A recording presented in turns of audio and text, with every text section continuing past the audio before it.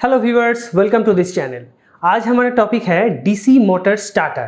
That means हम लोग discuss करेंगे कि एक डीसी मोटर को स्टार्ट करने के लिए जो स्टार्टर का यूज़ होता है वो क्यों यूज़ होता है और कितने टाइप का स्टार्टर हम लोग यूज़ करते हैं। Okay, so without wasting any time let's get started.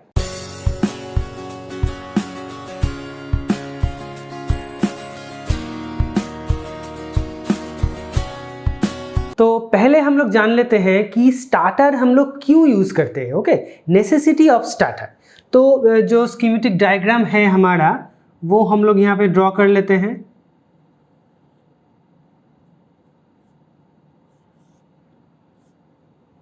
This is the motor and brush arrangement. Armature winding इसमें है।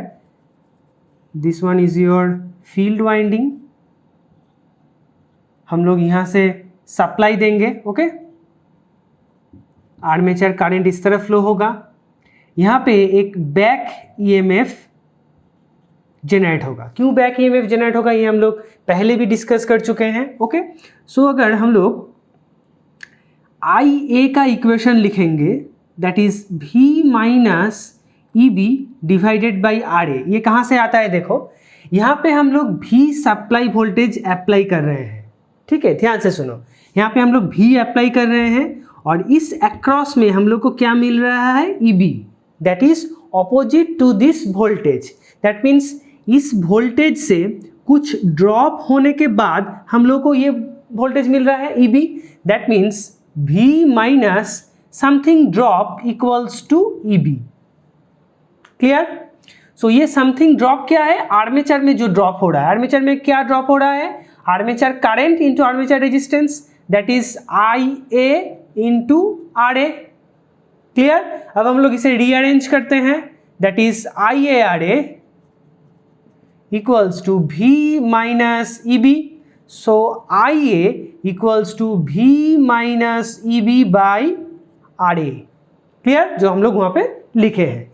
अब यहाँ पे देखो एक चीज, जब ये EB कब जनरेट होता है? जब मोटर घूमने लगता है, जब मोटर रोटेट करना स्टार्ट करता है तब ये EB जनरेट होता है। पर जब मोटर स्टेशनरी था, जब वो मतलब फिक्स्ड कंडीशन में था, वो नहीं चल रहा था, तब क्या है? इसका स्पीड क्या है? 0 है, तो EB पिक्चर में नहीं है। ठीक है, तब IA का वैल्यू क्या है? V by RA। क्लियर?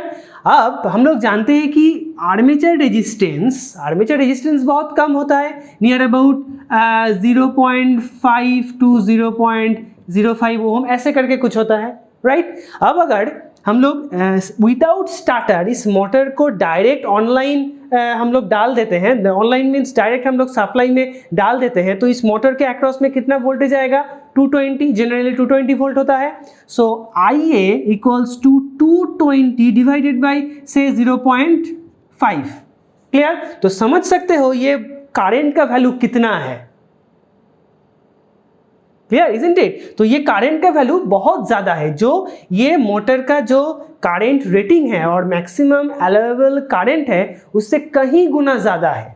तो ऑब्वियसली ये मोटर जल सकता है, ये ब्रश अरेंजमेंट बर्नआउट हो सकता है और ये मोटर डैमेज भी हो सकता है। क्लियर? इसलिए मोटर को हम अगर डायरेक्ट ऑनलाइन और डायरेक्ट सप्लाई में डाल देते हैं विदाउट अटैचिंग द स्टार्टर, तो हम लोग क्या होगा? मोटर इजीली डैमेज हो सकता है।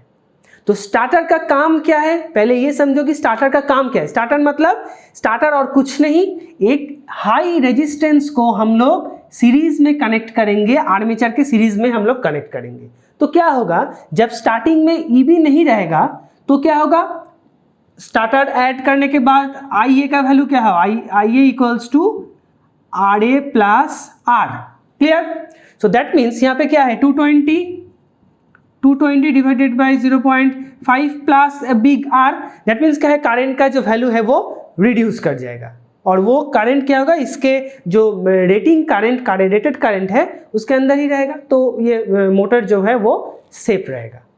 Clear? So starter means nothing but high resistance connected in series with the armature resistance, that is the starter. Starter हम लोग क्यों यूज करते हैं? क्योंकि स्टार्टर के बिना अगर हम लोग मोटर को डायरेक्ट सप्लाई में डाल देंगे तो क्या होगा, एक हाई करंट फ्लो होगा। ओके, अब ये मोटर स्टार्ट जब धीरे धीरे स्पीड अप करेगा तब ये ईबी पिक्चर में आएगा, तब ठीक है, नो प्रॉब्लम। बट अगर स्टार्टिंग में ईबी नहीं है, उस टाइम पे अगर हम लोग मोटर को डायरेक्ट अटैच कर देंगे तो क्या होगा, जो एक हाई करंट फ्लो कर जाएगा। तो starter means high resistance connected in series with the armature resistance. अब क्या होगा, जब मोटर घूमने शुरू करेगा तो ईबी पिक्चर में आएगा। अब ईबी जब पिक्चर में आएगा तो ये इक्वेशन हम लोग फॉलो करेंगे, तब हम लोग को क्या करना पड़ेगा, ये जो हाई रेजिस्टेंस आर है इसको काट आउट करना पड़ेगा, क्योंकि अगर हम लोग काट आउट नहीं करेंगे तो आई ए का जो वैल्यू है वो डिक्रीज कर जाएगा। ठीक है, तो जब स्पीड अप हो गया है, नॉर्मल स्पीड में आ गया है मोटर, तब हमारा आर का कोई ज़रूरत नहीं है, स्टार्टर का कोई ज़रूरत नहीं है, क्योंकि भी का मतलब क्या है, 220 और जनरली 220, सो भी माइनस समथिंग वैल्यू, सो वो जो करंट का वैल्यू है वो अलाउएबल लिमिट में ही रहेगा। तो तब जब स्पीड अप हो जाएगा, नॉर्मल स्पीड में मोटर चला जाएगा, तब हम लोग को स्टार्टर की कोई ज़रूरत नहीं है। तब हम लोग क्या करेंगे, उस स्टार्टर को जो रेजिस्टेंस है, हाई रेजिस्टेंस, उसको कट आउट कर देंगे। यही मैकेनिज्म हम लोग देखेंगे कि कैसे हम लोग उस स्टार्टर रेजिस्टेंस को ऐड करते हैं, कैसे उसे जब स्पीड अप होता है तब उसे रिमूव करते हैं, यही हम लोग सीखेंगे। जनरली 2 टाइप्स का स्टार्टर होता है, उस स्टार्टर में हम लोग अलग अलग करके देखेंगे कि क्या होता है। क्लियर? तो ये है, that is the basic of DC motor starter and the necessity of DC motor starter. ये जो necessity of DC motor starter है, that is a very important question for your exam. Okay, so starter कितने types का होता है, that is 3 point starter,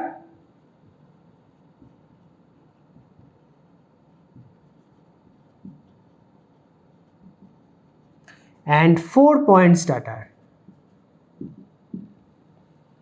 okay, हम लोग एक एक करके देखेंगे। पहले हम लोग देखेंगे कि 3 पॉइंट स्टार्टर कैसे काम करता है और वो उसका जो अंदर का जो सर्किट डायग्राम है वो क्या है। So this one is the diagram of A 3 point starter.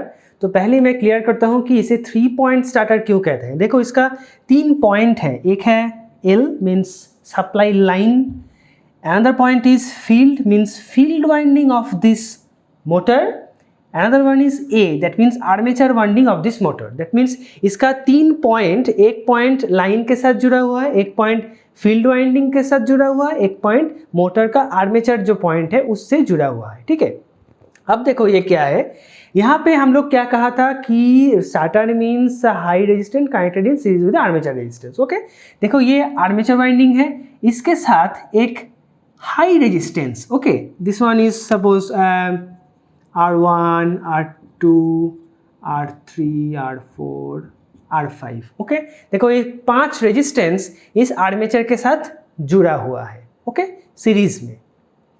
यहाँ पे सप्लाई वोल्टेज एक कॉइल से जाता है। इस कॉइल का नाम क्या है, ओवरलोड रिलीज कॉइल। ये कैसे काम करता है मैं थोड़ी देर बाद बताता हूँ। ओवरलोड रिलीज कॉइल से होते हुए यहाँ पे एक स्प्रिंग है, स्पाइरल स्प्रिंग, उससे ये जो हैंडल है इसमें जाता है। क्लियर? तो ये क्या होगा, हैंडल ऐसे करके मूव करेगा, मतलब ये ऐसे करके एक लीवर की तरह होता है, ऐसे एक लीवर की तरह होता है जिसको हम लोग हैंड से मूवमेंट कर सकते हैं। ओके, तो जब भी हम लोग इसे हैंड से इसे मूवमेंट करेंगे तो ये जो एक बार टाइप का रहता है, उसमें जब टच करेगा तो क्या होगा, ये सप्लाई वोल्टेज इस कॉइल से होते हुए, इस स्प्रिंग से होते हुए, इस हैंडल से होते हुए, ये जो एक बार है, कंडक्टिंग पाथ है, उससे इसमें जाएगा, that is no load release coil. Okay, तो क्या होगा, हम लोग ये जो स्प्रिंग है, स्प्रिंग का काम क्या है, इस लीवर को इस तरफ लाना। हम लोग क्या करेंगे, उस स्प्रिंग जो जिस तरफ काम कर रहा है उससे ऑपोजिट टाइप हम लोग काम करके लीवर को इस तरफ लेके जाएंगे, एक एक करके। यहाँ पे एक पॉइंट है 1 2 3 4 5 6। ओके, तो एक एक करके हम लोग पॉइंट में लेके जाएंगे, 1 2 3 4 5 ऐसे करके हम लोग लेते जाएंगे। ठीक है, तो इसका मेन फंक्शन क्या है, देखो जब हम लोग 1 पोजिशन में है तब पूरा resistance R1 R2 R3 R4 R5 पूरा रेजिस्टेंस आर्मेचर के साथ है। That means total R1 plus R2 plus R3 plus R4 plus R5, ये पूरा रेजिस्टेंस आर्मेचर के साथ है, एक हाई रेजिस्टेंस। जब थोड़ा स्पीड अप हुआ मोटर, तब हम लोग 2 पोजीशन में लेके गए। ऐसे करके जब धीरे धीरे मोटर स्पीड अप होता गया, तब हम लोग एक एक करके करते 6 पोजीशन में लेते गए। क्लियर? 6 पोजीशन में है, मतलब यहाँ पे जो 5 रेजिस्टेंस था वो अभी कनेक्टेड नहीं है आर्मेचर के साथ। दैट मीन्स क्या है, मोटर में स्पीड अप हो गया है, मोटर में ईबी, दैट मीन्स यहाँ पे हम लोग फिर से वो जो इक्वेशन है वो लिख रहे हैं, V minus EB by R A. पहले ईबी नहीं था, जब स्पीड अप हुआ तब ईबी पिक्चर में आया।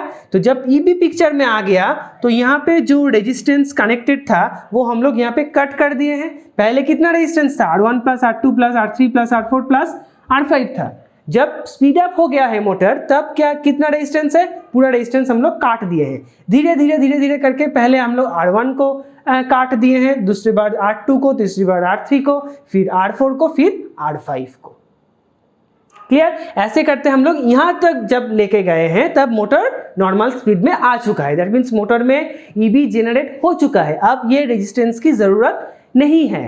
तो हम लोग यहाँ पे आके अब देखो यहाँ पे, तो ये जो स्प्रिंग है इसका काम क्या है, इसको ये जो हैंडल है और लीवर है इसको इस तरफ लाना, पर हम लोग तो उसके ऑपोजिट डायरेक्शन में लेके गए हैं। ठीक है, तो यहाँ पे रहेगा क्या, हम लोग तो उसको पकड़ के नहीं बैठ सकते ना, तो इसलिए ये कॉइल है, ये कॉइल इसके थ्रू करंट जाके, इसमें एक इलेक्ट्रोमैग्नेट है, वो जब करंट जाएगा तो उसमें मैग्नेटिज्म पैदा होगा, राइट। तो ये एनर्जाइज्ड रहेगा। जब ये लीवर हम लोग इस तरफ लेके जाएंगे 6 पोजीशन में, तब ये जो पॉइंट है एस पॉइंट इसके साथ अटैच हो जाएगा, मैग्नेटिकली टच हो जाएगा। ओके, इसको ये अट्रैक्ट कर लेगा और इसे टच करके यहाँ पे रख देगा। Okay, so that is the principle. तो यहाँ पे एक पॉइंट इस पॉइंट के साथ नो लोड रिलीज में है, और एक पॉइंट देखो ये जो इधर जा रहा है, एक पॉइंट फील्ड वाइंडिंग को एनर्जाइज कर रहा है, तब सभी को सप्लाई मिल रहा है। ओके, आर्मेचर को सप्लाई मिल रहा है, फील्ड को सप्लाई मिल रहा है, और जब भी हम लोग यहाँ पे कनेक्ट किए हैं तो मोटर चल रहा है। अब इन दोनों का काम क्या है, number 1 is no load release coil, number 2 is overload release coil. Okay, यहाँ पे देखो नो लोड रिलीज कॉइल मतलब क्या है, जब लोड नहीं रहेगा, मतलब जब ये वोल्टेज सप्लाई, मान लो कि किसी भी कारण ये वोल्टेज सप्लाई कट गया है, पावर ऑफ हो गया है, फॉल्ट आया है, जो भी हो, इसमें वोल्टेज सप्लाई बंद हो गया है। जब ये वोल्टेज सप्लाई बंद हो जाएगा तब क्या होगा, यहाँ से करंट फ्लो होना बंद हो जाएगा। मान लो कि ये जो लीवर है ये इस पोजीशन में है,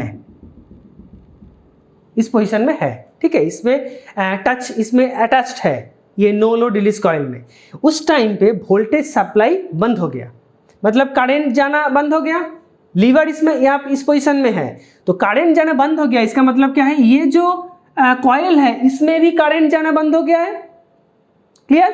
तो जब करंट इसमें नहीं जाएगा तो क्या होगा, ये डीमैग्नेटाइज्ड हो जाएगा।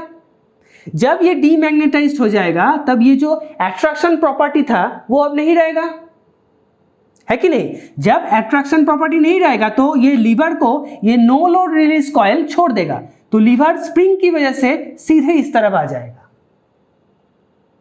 क्लियर? अब इस नो लोड रिलीज कॉइल का सिग्निफिकेंस क्या है, देखो मान लो 6 पोजीशन में लीवर है, यहाँ पे सप्लाई ऑफ हो गया है, नो लोड रिलीज कॉइल हमारे पास नहीं है, तो सप्लाई ऑफ होने की वजह भी ये जब ऑफ हो जाएगा तब भी 6 पोजीशन में ही रहेगा, है कि नहीं। अगर नो लोड रिलीज कॉइल नहीं रहता तो 6 पोजीशन में ही रहता। मान लो कि नो लोड रिलीज कॉइल यहाँ पे नहीं है, कुछ और मैकेनिज्म है जिसकी वजह से वो यहाँ पे अटैच, हम लोग किसी भी नॉब की वजह से या व्हाटएवर एक मैकेनिज्म की वजह से ये जो लीवर है इसको हम लोग यहाँ पे हुक कर दिए हैं या अटैच कर दिए हैं, नो लोड रिलीज कॉइल हमारे पास नहीं है। तो अगर सप्लाई बंद हो गया तो वो वहीं पे ही रहेगा जब तक हम लोग इसे हैंड से यहाँ तक नहीं लाएंगे, तो यहाँ पे ही रहेगा। अब मान लो कि करंट जाने के बाद या पावर कट हो जाने के बाद अचानक पावर आ गया, तब क्या होगा, देखो तब यहाँ पे कोई रेजिस्टेंस आर्मेचर के साथ कनेक्टेड नहीं है, 6 पोजीशन में कोई रेजिस्टेंस आर्मेचर के साथ कनेक्टेड नहीं है। तब क्या होगा, पूरा जो मोटर है डायरेक्ट सप्लाई के अक्रॉस में चला जाएगा। तब क्या होगा, एक ह्यूज करंट फ्लो करेगा। क्यों? क्योंकि मोटर स्टैंड स्टिल है, उसमें कोई स्पीड नहीं है, स्पीड 0 है, ईबी भी 0 है, और हम लोग डायरेक्ट उसे सप्लाई में अटैच कर दिए हैं। तो क्या होगा, एक हाई करंट फ्लो होगा। पर ये नो लोड रिलीज कॉइल क्या कर रहा है, ये जो लीवर है इसको इस तरफ धकेल दे रहा है। ओके, तो दैट मीन्स क्या है, जब पावर कट हो जाने के बाद पावर आ जाएगा तब क्या होगा, हम लोग फिर से यहां से स्टार्ट करेंगे। हम लोग क्या कहते हैं कि किसी भी अप्लायंस को अगर पावर ऑफ हो जाए तो उस अप्लायंस को, टीवी हो या कंप्यूटर, उसको ऑफ करना जरूरी है। क्यों? क्योंकि मान लो कि पावर कट हो जाने के बाद अचानक पावर आ गया, एक हाई वोल्टेज आ गया, तो वो अप्लायंस जल सकता है, डैमेज हो सकता है। इसलिए क्या है, इस लीवर को इस साइड में आना जरूरी है, क्योंकि अगर अचानक पावर आ जाए तो वो मोटर क्या होगा, बर्न आउट हो जाएगा, क्योंकि वो डायरेक्ट अक्रॉस द सप्लाई है। तो नो लोड रिलीज कॉइल वो काम करता है कि जब भी सप्लाई बंद हो जाए वो लीवर को फिर से ऑफ पोजीशन में, फिर से इनिशियल पोजीशन में ला देगा। Clear? So that is the significance of no load release coil. जब नो लोड होगा तब ये लीवर को वो रिलीज कर देगा और स्प्रिंग की वजह से वो लीवर इस तरफ आ जाएगा। Okay, next is overload release coil. Okay, अब ओवरलोड रिलीज कॉइल मतलब क्या है, ज्यादा लोड हो गया, ज्यादा करंट हो गया।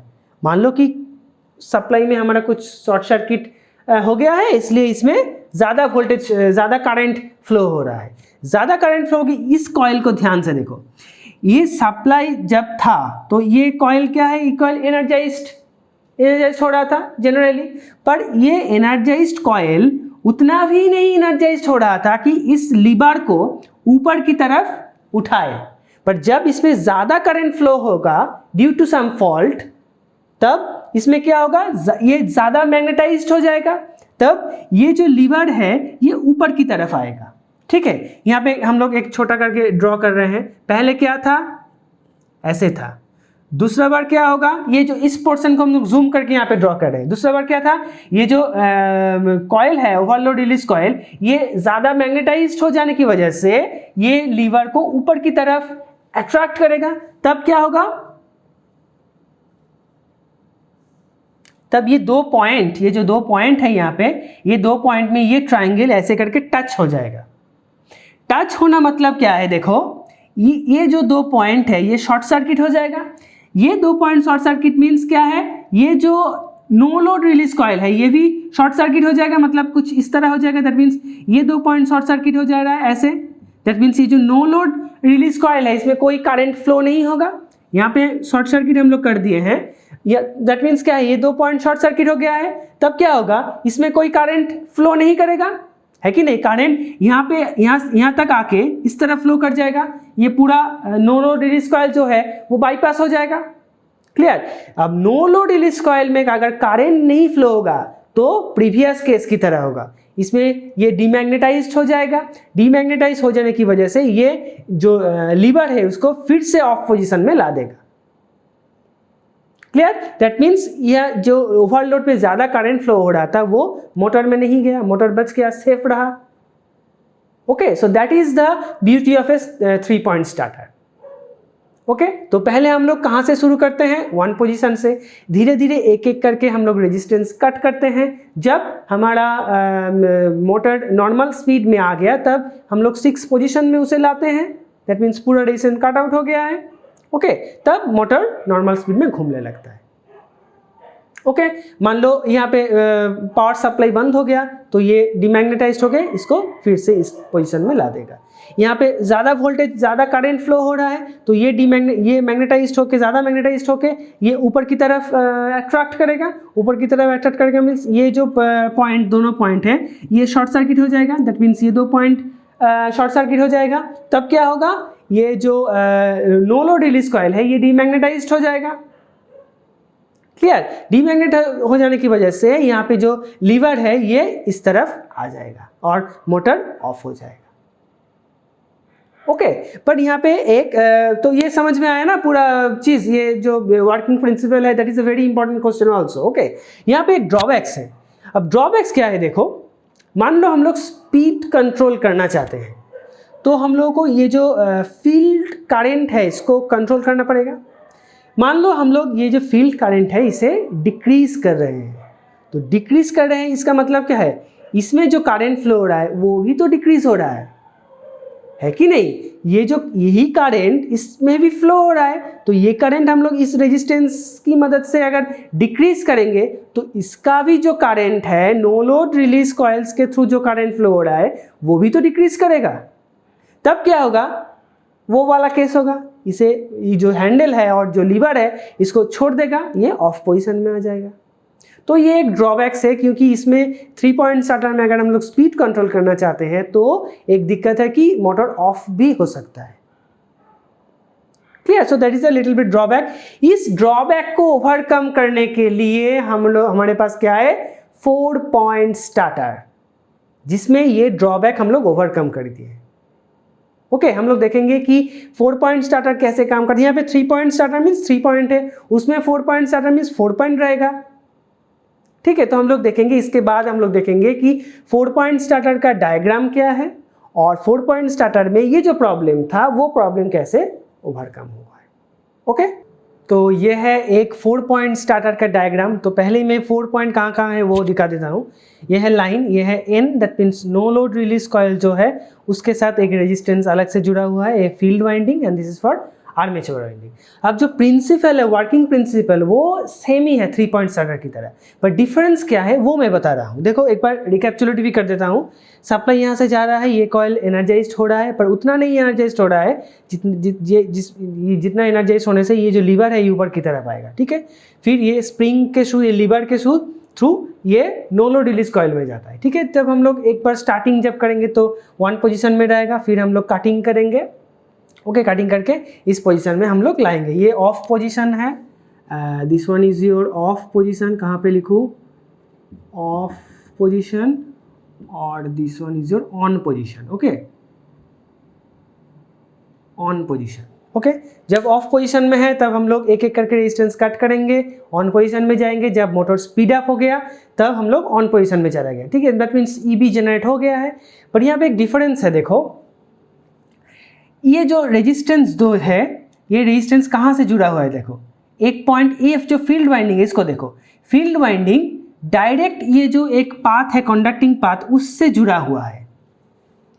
ठीक है, तो 3 पॉइंट स्टार्टर में हम लोग को क्या प्रॉब्लम हो रहा था, जब हम लोग स्पीड कंट्रोल करना चाहते थे कि ये आर्मेचर फील्ड करंट को कंट्रोल करके, तो यहाँ पे दिक्कत हो रहा था कि ये जो नो लोड रिलीज कॉइल है इसको छोड़ दे रहा था यहाँ पे। पर यहाँ पे देखो, जब हम लोग इसे कंट्रोल करेंगे, इसका करंट को रिड्यूस करेंगे या इंक्रीज करेंगे, तो इसके साथ ये नो लोड रिलीज कॉइल का कोई रिलेशन नहीं है। ये जो करंट है इसको अगर हम लोग रिड्यूस करेंगे तब भी नो लोड करंट में, नो लोड रिलीज कॉइल जो है उसमें उतना ही करंट जाएगा जितना करंट जरूरी है इस लीवर को इस पॉइंट में अटैच रखने के लिए। ठीक है, तो इजीली हम लोग स्पीड कंट्रोल कर सकते हैं। अब ये जो कॉइल है, देखो ये कॉइल अलग से, ये जो ओवरलोड रिलीज कॉइल है ये अलग से जुड़ा हुआ है नो लोड रिलीज कॉइल से, एक टैपिंग से यहाँ से जुड़ा हुआ है। जब ज़्यादा करंट जाएगा तो ये जो ट्रायंगल है ये ऊपर की तरफ जाएगा और इस 2 पॉइंट को शॉर्ट कर देगा। शॉर्ट करने से क्या होगा, ये जो नो लोड रिलीज कॉइल है इसमें कोई करंट नहीं फ्लो होगा, ये बाईपास हो जाएगा। बाईपास होने से क्या होगा, ये डीमैग्नेटाइज्ड होके इस लीवर को इस तरफ धकेल देगा। ओके, तो इस तरह से एक 4 पॉइंट स्टार्टर काम करते हैं। तो डिफरेंस क्या है यहाँ पे, उसमें 3 पॉइंट स्टार्टर में क्या था, 3 पॉइंट था। 4 पॉइंट स्टार्टर में एक अलग से पॉइंट्स हम लोग ऐड किए हैं, जिसकी वजह से हम लोग ये जो फील्ड वाइंडिंग है इसको करंट को रिड्यूस कर सकते हैं या इंक्रीज कर सकते हैं। Clear? So this is all about the 4 point starter and the 3 point starter.